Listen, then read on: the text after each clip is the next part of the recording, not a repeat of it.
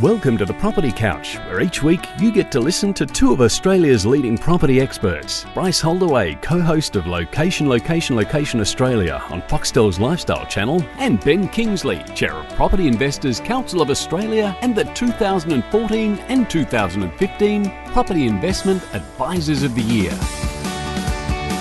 Alright folks, you're on the Property Couch each week. Ben and I bring you the insider's guide to property finance and money management. Hello mate. G'day mate, how you going? Very good. Hey. I can't believe it's the third episode already. Third episode, I know. It's almost like Time flies when you get to your age, mate. Australia Day next week, goodness me. I know. And we've just had a terrific summer series. We have. We sort of rebooted some of our best guests. Some of those, for the first 100 episodes, we got some of the best gold for those folks, so we hope that people And you'd be enjoyed surprised, mate, I actually, I listened. Did I you? went back and had a listen. Did you? Well, these people are the gurus. Yeah.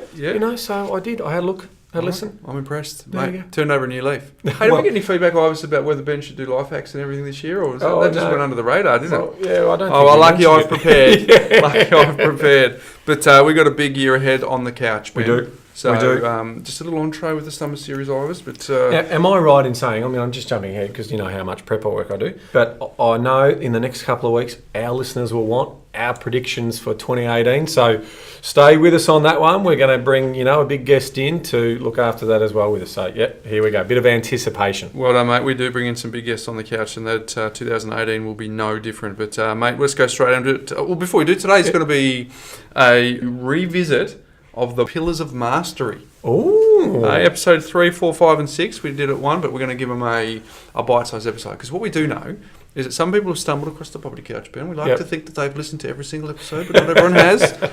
Well, they've got lives, but let's be honest. Way back in There's the... more important things than what we give them.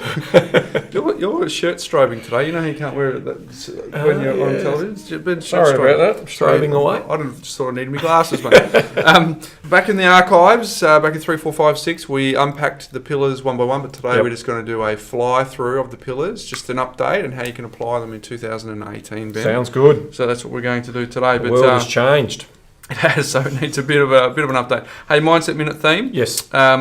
Now, over the Christmas break, I listened to Tim Ferriss's 4-Hour Workweek. Don't worry, I'm not trying to take 4 hours, Ben. It's much more just on the Property Couch alone. But he's got some brilliant stuff on that. He talked about being effective versus being efficient. And I thought, got to let the listeners know about that, because this is actually a very good foundation for them as they go through their 2018. So effectiveness is doing the things that get you closer to your goals. Being efficient is performing a given task, whether it's important or not, in the most economical manner possible. So being efficient without regard to the effectiveness is the default mode of the universe. I'll say that again, Ben. Oh, being efficient without regard to the effectiveness is the default mode of the universe. I always remember when you're sitting on stage and you're sitting there in a rocking chair, right? And imagine you had 1,000 people and they watched you rock in that chair all day. The thing is that you would be doing something all day, but you'd be going nowhere. You'd be confusing activity with accomplishment. So the same thing with being effective versus being efficient. So the call out for the couches this year, Ben, from me and you and Ives, is to make sure you're being effective, not just being efficient. Oh, I love it. That is a great one, mate. All right, so... One of your best. Thank you, sir. Revisit the 4 pillars. So we're going to do a quick guide to mastery today, Ben. 4 episodes into one. But before, I'm going to hijack now. I'm just going to come in and just quick I love one it when on you bring a little segue, little tangent in. Well, just negative gearing. Come It's on, been, over the past couple of weeks, we've, been a lot of debate and a lot of social on, negative gearing. We did see Treasury through the ABC release, through Freedom of Information, that it wasn't potentially much of a big impact if negative gearing was changed. And then we've seen the RBA upload a paper from a University of Melbourne talking about how they don't also think that there's going to be a big impact on property prices. Now, the paper out of, I've obviously studied both of them. The paper out of Melbourne University, that's after a long period of time where, basically the waves calm. So they still don't know what's going to happen initially, and a lot of people don't know.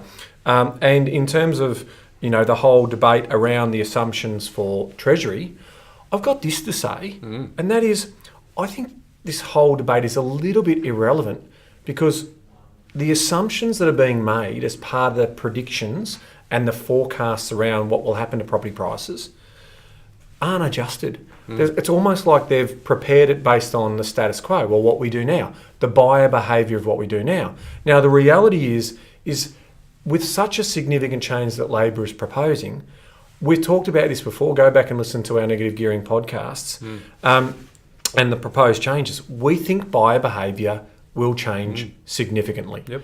We think that inner city areas will become ghettos of mass density because the land will be worth a lot if people are going to buy it. But it also means that the second-hand properties may not have that same appeal. So it's an interesting one where how do you model that? How do you show the forecast of what's going to happen there? So, streets will have duplexes. They'll have 4 on a block. There'll be 10. Everyone will be on a rush to get that better land closer in. And I don't think most town planners and certainly most residents in that area, they don't want it in their backyard. NIMBY. So, not in my backyard. So it's interesting. So I'm not getting involved heavily in debating what they think. I want to have a more conscious debate around the buyer behaviour. Let's explore what we think people will do. And, we talked about that. We think in the outer suburbs, we think there'll be a risk because of the second-hand market and not having the appetite out there. Inside, we think the land is going to be, incredibly valuable. So if those people think that this is going to make housing more affordable closer into the city, you're dreaming, completely dreaming. That's the way in which we think buyer behaviour works. We also think that businesses will start to buy the properties because this is only for individuals, but if companies start to buy the properties, they get the negative gearing benefit. So we think people will pivot into structures that will allow them to continue to keep buying. So that's we're going to have more conversation about this. It's going to be a big topic throughout the year, but I just wanted to land on that because it's really important. And, my other sort of, interesting view on this, and it's a bit of an extreme view, is that what would happen if, it did stop assets from appreciating, property prices appreciating. No good in grabbing a $500,000 mortgage over a 25-year period where it might cost you $1 million overall to hold that, and your property lands at $800,000, in that period of time. It'll take the appetite away for people to buy. You were talking just off air about what Sol Eastlake was saying. It's politically, if you think about it, it's not logical to try and get 100 or 200,000 people into a property market as first home buyers, because once you're in, you actually, you don't want the property prices to be flat because you're paying interest on your debt. You want them to keep growing because why would you buy in? But so we've got, obviously, 9.7 million dwellings owned by someone.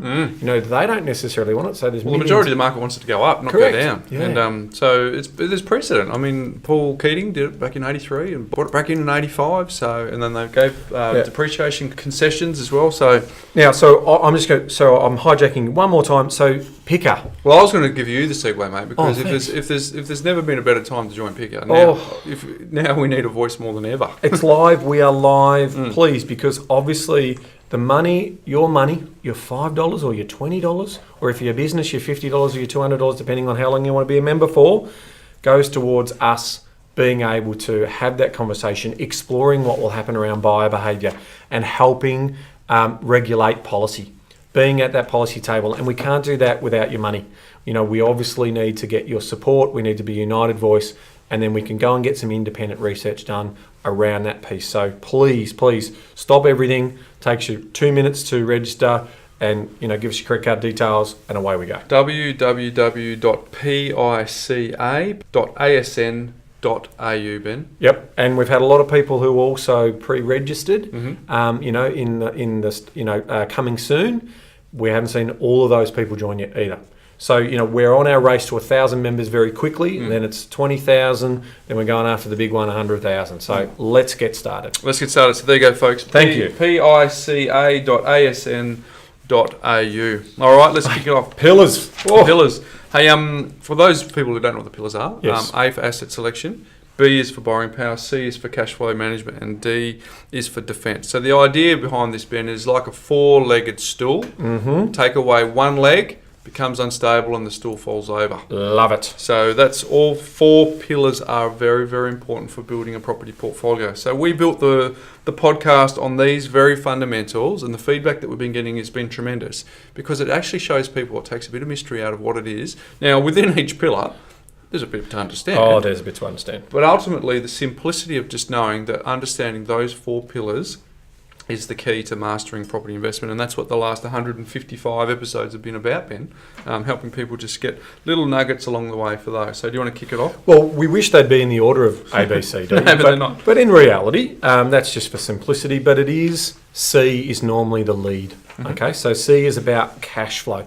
Now, Bryce, I'm going to introduce you to an acronym. Ooh.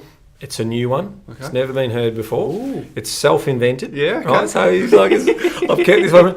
And this is what to do with, at the moment I've got a big hobby around fintech and, changing people's lives around money management. It's what I do. So I've come up, in terms of, we're developing some products that we're going to release to the community. Oh, I can't wait. It's going to be amazing around Money Smarts. It's all exciting stuff. But I've come up with an acronym because when you're building this type of stuff, you've got to bring it into, what is it you're trying to do? What does the consumer want? What is the buyer behaviour? So it's sake. Are you ready for it? Is that the Japanese drink? No, that's sake. Okay. So sake is this. When you're building this type of technology in a modern mobile world, it needs to be S for simplicity, right? It needs to be basically simple to use. Okay, so it has to be understandable. A stands for accuracy. No good if you don't have all the information there to be able to collate. People would get frustrated if it's only got 70, 50, 20% of your information and it can't do anything further. Only as strong as the weakest link, Ben? Correct. C stands for convenience. Ooh. So you need to be able to have it with you at the time that you need it. So like anything in the cloud, it's going to be with you in all your different areas. And we know that through, AI and what's happening in terms of Google Home, Alexa, those types of things with Amazon, those things are going to be really important for the user experience. And finally, the I stands for insights. Ooh. You need to be able to give intelligence and outcomes to your user. So everything that we build, obviously, around the services for our community and obviously for our business, we take on those principles around trying to provide technology solutions that are going to complement the professional advisory work that we do. So there you go, mate. Sake. I love it, mate. Okay, so I've been busy over Christmas. Now, let's get back to cash flow. So thinking about sake and what the user experience is, we've seen some changes since we did this podcast many years ago around how people can manage cash flow. There are apps that will help you track your cash flow and give you basic insights in around what your spending and tracking will be. And the other big news on cash flow, Bryce, for me, is around open banking. Scott Morrison came out at a fintech conference I was at last year and talked about mandating and opening up banks' APIs to allow consumers to share their data with businesses, potentially to get accuracy and to get insights. So, we're excited by that, and part of what we're looking to build for our community is around building that out. So what was and what is still difficult and is a science, technology is going to make some assistance in helping us manage cash flow. So, but broadly speaking, cash flow is everything, isn't it? If we bring it back to the basics, go for it, mate, because I've been doing most of the talking. Mate, you're on fire. I love it. But I got a little text message from the bank the other day and said positive credit reporting is coming in. So make sure that you pay your bills on time. Yep. And you don't skip a beat. So that was and it's in some banks. Shot across the bow just to make sure that people realise that there won't be any sort of blanket assessments going forward. It'll be individualised assessments. So that's an important thing for people to remember in this cash flow management story. Yeah, so money management is important. So come back to the fundamentals. What we're talking about here is understanding your flows of money, realising what surplus you've got, and putting that surplus to work. And if you also think about the power of leverage, and this is sensible leverage, and this moves us into B, into borrowing power. Effectively, what's going to happen is we need to control the bigger asset than we're getting a better return on, but we need to be able to support that. What we see constantly as a risk for most property investors is they overstretch themselves, not thinking about their cash flow changes into the future. So there's two types of customers out there, Bryce. There's the customer that might be conservative and doesn't put all of their money to use. In the extremes I'm talking here. And so they are robbing themselves, leaving money on the table an opportunity cost if they didn't, in other words, if they could comfortably afford a $650,000 property, but they go out and buy a $450,000 property, they're leaving money on the table. I did some analysis on that. It's hundreds of thousands of dollars over a 20, 30-year period. So that's money left on the table. So I'll give you an analogy for that. Please. Bernard Tomic, you know how he didn't qualify for the Australian Open? Yeah. He goes, what are you going to do? The reporter says, what are you going to do? He goes, I'm going to go home and count my millions. Did you see what Andy Roddick replied? But how many millions have you left on the table? Oh, brilliant. So, there we go. Love it. So that's the one extreme. The other extreme is the one I was just mentioning earlier, which is the people who overstretch themselves. They're in this rush to get to an outcome, but they haven't thought about having a family. They haven't thought about all the changes. They haven't got their dream home before they start. So they're reversing out. And property is a high value transaction, but it's also very expensive to reverse in and out of. It's illiquid. There's lots of stamp duty and trading costs. So very important to get cash flow management right. Couple of nuggets to go on top of those, Ben. Budgets alone don't work. Historically, they just don't work. They end up in the bottom drawer. Correct. And then at the end of the month, we realise what happened. So the systems that you're talking around, Money Smarts, are complementing a budget. So budgets alone don't work. We're talking about cash flow first and nothing to do with investing because it comes first. And you've just highlighted that.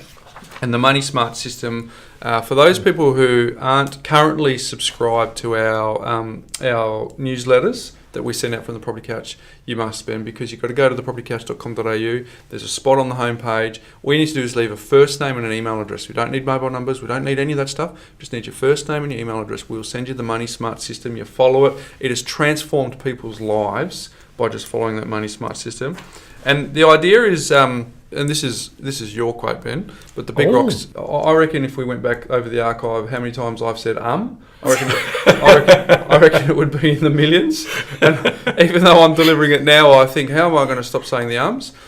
You would say big rocks in the jar, I reckon, a billion times. So big rocks in the jar is important when you're doing this cash flow management stuff. It's about understanding and scratching the right itches. I was doing a plan for a client just recently, and we were talking about whether they've got their dream home. They love their property, but it's not on the biggest amount of acreage as they want. So we could go off and buy a lot of investment properties and put their money to work. But if they haven't scratched that itch properly, in other words, they want to come back and reverse out of that, it's going to cost them money. So we need to scratch that itch now to make sure that we've really explored it before you make a decision. And this is what happens. This is why planning's so important. There's ultimately scenarios with your life journey. There'll be forks in the road. There'll be decisions that you need to make. So we want to make sure that we run down that rabbit warren, check out what it looks like, see if it's plausible for us, and check 2 or 3 scenarios before we make the right decision. Because if we reverse out of that decision, then ultimately there's going to be a cost. There's a time cost, there's an opportunity cost, and there's potentially red ink on the table. And there's what that looks like. I like that. You've got to make sure you scratch all the right itches, Ivers. So good advice there. And the 4 categories of cost, Ben. You've got your bills and payments, you've got your investment lending, you've got your mortgages and finance, and you've got your fixed provisions. Yes. So really they're your 4 categories, which then... Nice and simple to run. Before we finish off on cash flow management, again, I'm right into this tech stuff at the moment. Conversational commerce. Oh, CCs. That's where we're going to go. So everything will go to voice into the future.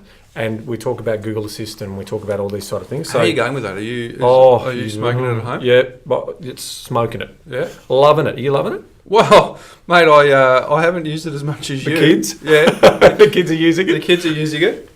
Well, we haven't even seen it. It's just warming up, mate. We're at the launch pad in terms of what this looks like. And we're having some really exciting conversations with some people in this space. So I can't wait to, I wish I was middle of the year in terms of being able to announce some pretty exciting stuff. So watch this space, but conversational commerce, that's where we're going, and you'll be able to get more simplicity, accuracy, convenience, and insights through technology. I prefer you to call it Saki. I like it. Simplicity, accuracy, convenience, and insights. I like it. So let's segue into borrowing power, or borrowing, in terms of power, making sure we're putting that surplus money to use. Now, there's 2 parts to this story. When you're obviously talking about residential property, we're talking about having equity. A lot of people get this wrong. They think, because I've got equity, the banks will lend me the money. Yeah. Well, but you've got to pay it back. Yeah. That's where the surplus and the cash flow management comes in. But ultimately, we want to make sure that you borrow appropriately.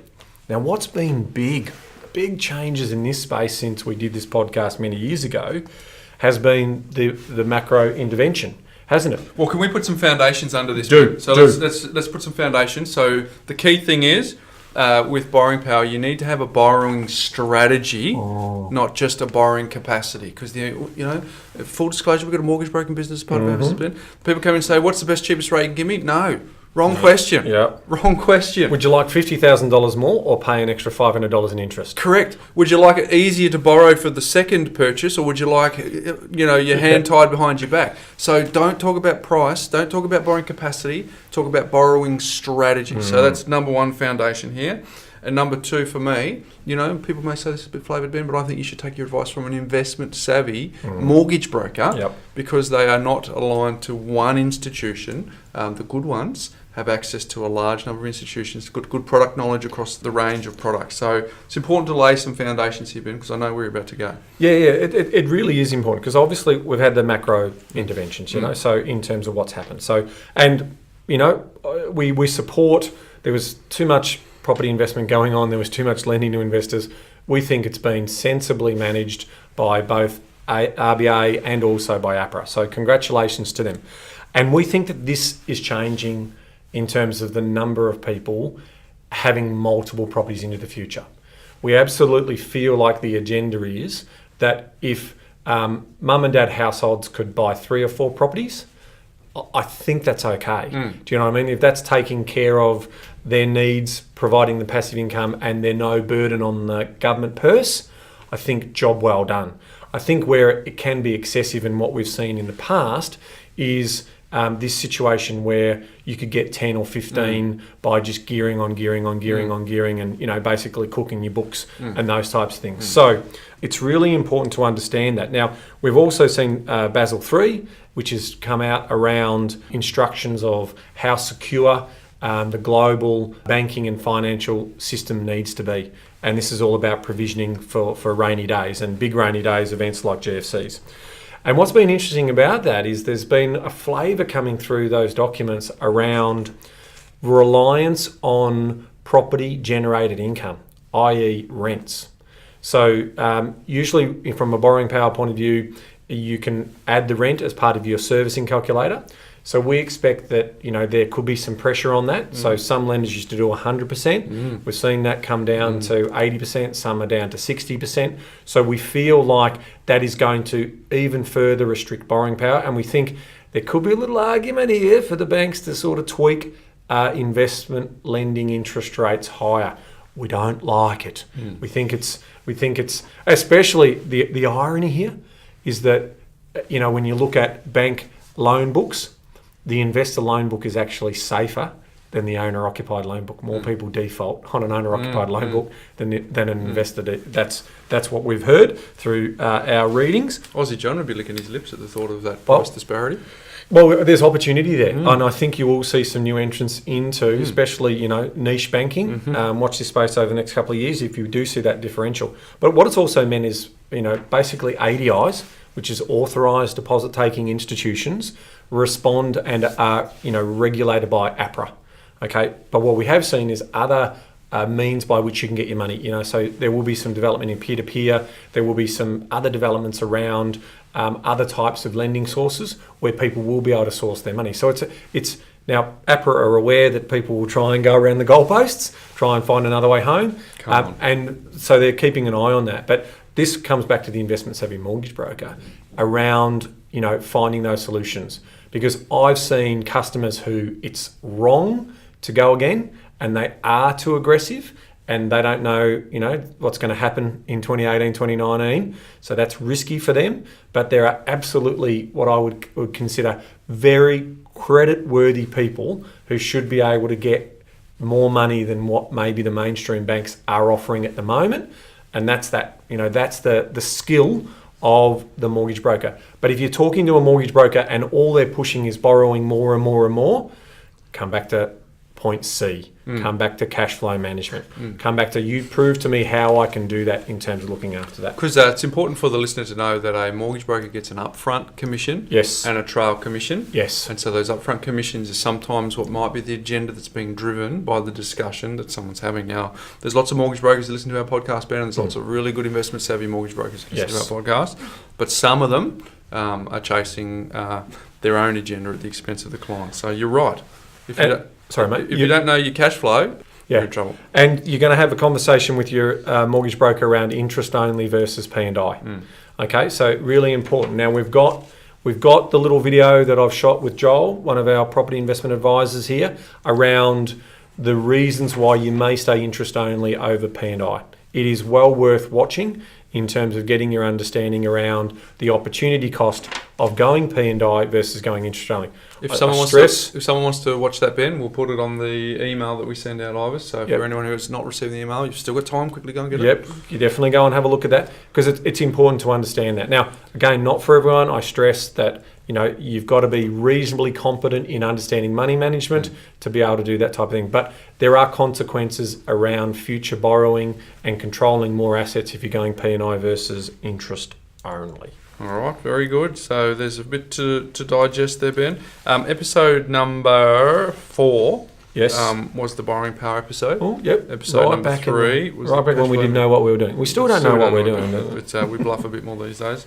All right, so the next one is asset selection. I guess the fundamental basis here is investment stock versus investment grade. Yeah. So for us, we think that the owner-occupied market is the market that you want to be chasing. You say best, Ben, when you say be a price taker, not a price maker. So think about just being strapped on to the coattails of someone that's just running flat out. You just want to be in the slipstream of that. So and this is for first-time investors. This is hard for them to get their head around. But you, as an investor, you don't want to be in an investment stock. You don't want to buy a property that's tailored to investors, which takes a bit to get your head around. But once you do, you want to be an investor that buys the properties that the majority of the market want, and more importantly, the majority of the market buys without their calculator. They buy it with emotion. They have their heart invested in it. They actually want to do it because of the school, because mum and dad live around the corner, the sisters across the road. There's just no logic in some of these decisions, and there's no logic why they'd pay an extra $20,000 at auction or an extra $50,000. They just got to have it. So as an investor, that's what I mean, getting sucked along on the coattails of the owner-occupier. They're the biggest part of the market, Ben. Don't ignore them. So we've talked about this before. This is probably where we spent most of our time on the podcast because it's all about property investment and getting the best return you possibly can.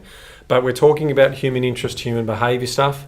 We're talking about the game of property and the practicality test. We've got videos on that. Again, go to our socials. We'll get that on the newsletter as well, so you can revisit all of those things. Because what would be interesting if Labor did get in, and let's say they did get the negative gearing changes passed, you would be hating if you're in investment stock. You would be very, your used car has just lost a fair bit of value because there's just no appetite for it. Yeah. So it's really important that you follow the principles of owner-occupier appeal.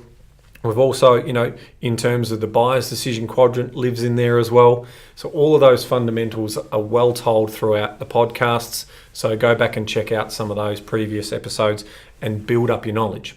Now, if we're moving forward and we take a step back from where we were, interest rates have played a big role in rising tide lifting all ships, using your words. They've lifted all ships. And what we've seen in the last sort of 2 years is the middle and outer ring suburbs have actually outperformed. On the short-term basis, they've outperformed on a percentage point of view. I still like the idea that my 1 million's now worth 2 million. Yeah. But the idea is that even, from a percentage point of view, my $250,000 property is probably now worth $500,000 and seems to be a stronger story, or $600,000 as a greater percentage point. So we've got to be mindful that low interest rates won't be around forever. So even though you might have had that short-term capital growth, be careful. That being said, we've obviously, technology is improving. research on property. Realestate.com.au have got an investor page. There's a lot more information you can gather. Our friends at CoreLogic have some great information, property value, those types of things. They're out there, and we can't forget Location Score. In terms of demand, supply, measuring that in real time and being able to see those short-term opportunities in the market, but also taking that longer-term play. It's about getting that balance right. So you can have something that's going to give you short uplift, but we prefer to play the long game. So it's about seeing the list, that fast 250 that you get on Location Score, and then cherry picking that out and doing your field research. Saves you an enormous amount of time and money and effort, but then you get out there and you can basically buy in the right locations. Very good, Ben. Christmas seems like a long time ago, but I spent some time over there in Perth, and yes. It's a good market to apply some of these principles to, because it's a boom-bust town, as you know. Yep. What I observed is, and in chatting to friends and colleagues and acquaintances over there, that some of them who didn't follow the fundamentals that we're talking about here in asset selection, and they got caught up in the new subdivisions, they've actually been really struggling. Ouch. And what I noticed a lot was there was a lot of rental signs around in the market. Vacancy rate is still very high. But in terms of me going home, I've obviously showcased some of the bluer chip suburbs to Andrea, and it's interesting. There's no for rent signs there, and the market. When I did a little bit of digging, the market's done okay. So I did a video just before Christmas Ibis on the top 5 considerations for Perth, which it's done over 5,000 views, Ben. And brilliant. One of the key points there was, in that market, ignore the fundamentals at your peril, because sure, when the mining boom is flying, everything, rising tide lifts all ships. Mate, you're not one of the best buyers agents in the country for nothing, are you?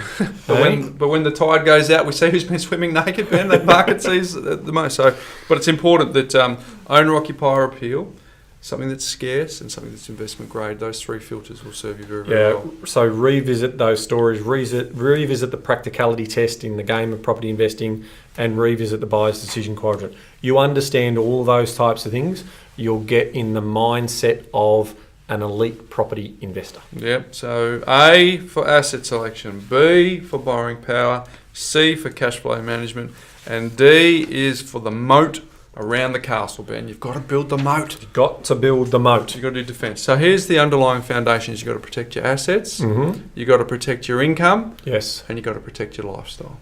So for most people, the assets are around building insurance, landlord protection insurance. Yes. Around your income is, do you have cover for, and we're dancing around the domain of a licensed financial planner here, so this is just very guide-driven. Just statements of fact, Bryce. Statements of fact. But if you were to lose your income, are you protected if you were temporarily to lose your income? Yep. But what if you were permanently going to lose your income, therefore affecting your lifestyle? So make sure that you're protected, put some defence around your assets. Yes. You put some defence around your income, and you put some defence around your lifestyle, Ben. Good old risk mitigation, Bryce. I love it. We businesses do it. Qantas comes to top of mind. Our great friends at Qantas, they sometimes hedge on oil prices so they can keep the fuel price low. So they do it, in terms of we obviously have currency hedging that goes on. So if the big guys are doing it, we also need to be doing it in our own household. So that risk mitigation does stem from, making sure you've got the landlord protection insurances, that the total and permanent disability in terms of protecting you, especially if there's others involved. One might say, well, if I'm gone or if I'm disabled or whatever, and I have to get out of my investment property, that's okay. But when you've got kids, when you've got wives or husbands or something along those lines, it's really important. And I always talk about it like this. Think of it as an asset. Every time you pay the premium, because mine are ridiculous, every time you pay the premium, I'm buying an asset. Okay, so I'm insured for over $1 million, as an example. Same.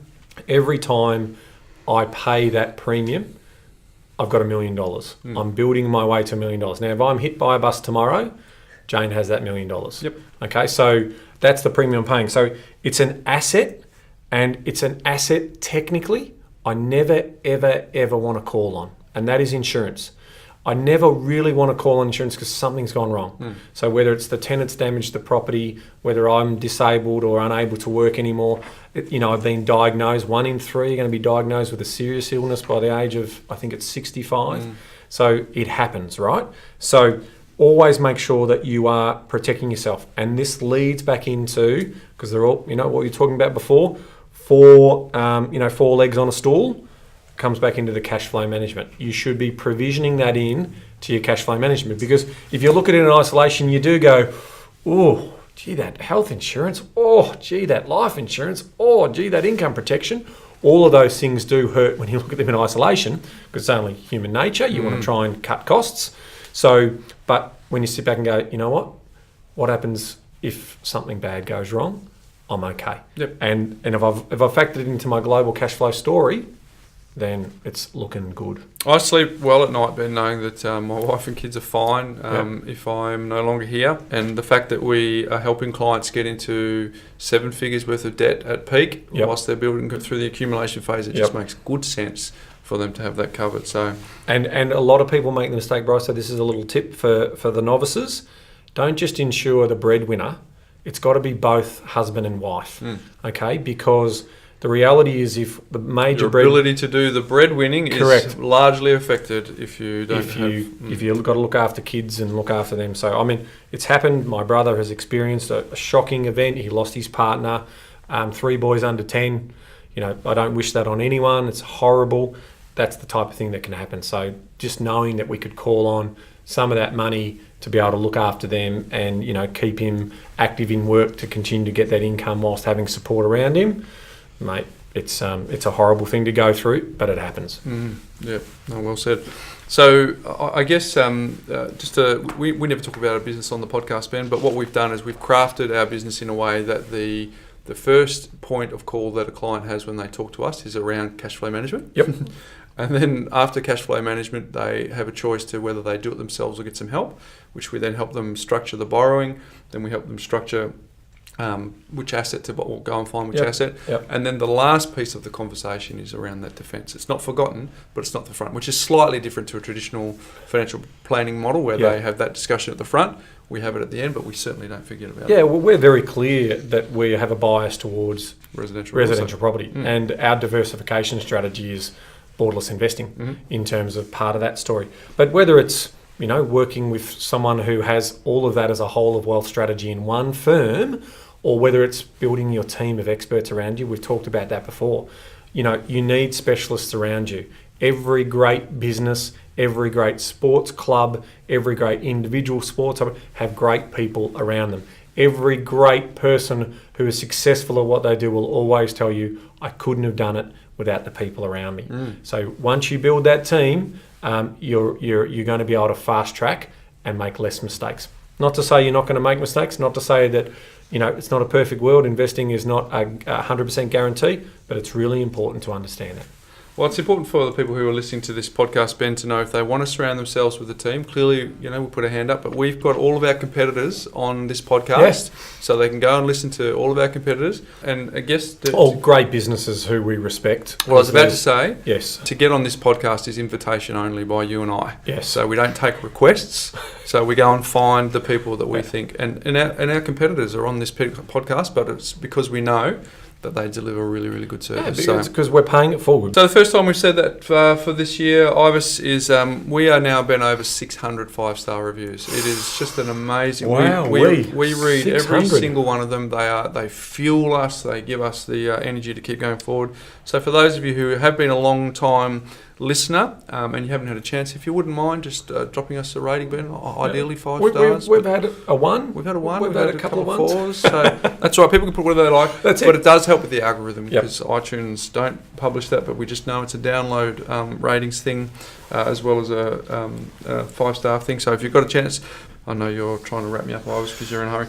My life hack today. Yes. Well, quick shout out to the listeners, because I've had a few people send me a couple of insights, which I'm going to release over the next couple of weeks. But I'm an iPhone user, and I don't think anyone who's a long-time listener would be surprised by the fact I'm an iPhone user. Apple? I'm Apple, mate. You shock me. So here's the deal. In 2018, let's level the playing field. Yep. Because Ibis is a Samsung user, or what do you call Android? it? What do you call it? It's like he washes things. Android is dead to him, isn't it? So let's get some life hacks for Ibis, all right? Yeah. Because Ben, you're an agnostic Apple Yeah, user. yeah. But, Well, I think Google will win the day. That's probably where I need to go so to a Android. shout out to the listeners. Can you send me some life hacks on how to use the what do you call it, Ibis? For you? So we'd love to show you how to do some life hacks on the Samsung or your Androids. But today, QR code, Ben. Yes. So on Facebook, Yeah. Facebook have QR codes. Facebook have QR No codes. way. So you don't have to download your own QR code. Back in the old days where I thought this, so this is now I think QR codes will probably take off. They will. Because back in the old days, everyone goes, well, how do I download that thing? And they never Yeah. do it, right? Because you used to be big on QR And if codes. people don't understand, that's that little sort of what looks like Gibberish a sort of gibberish sort of square zig- box with yeah. all of it. It's like a barcode that's gone mad. It's like So you go up to a marketing and it's you like go, had a fit. click, bang, it sends you straight to the website, Yeah. gives you all the details, download all that sort of stuff. Yeah. So if you go to the settings on Facebook, Ben, Yep.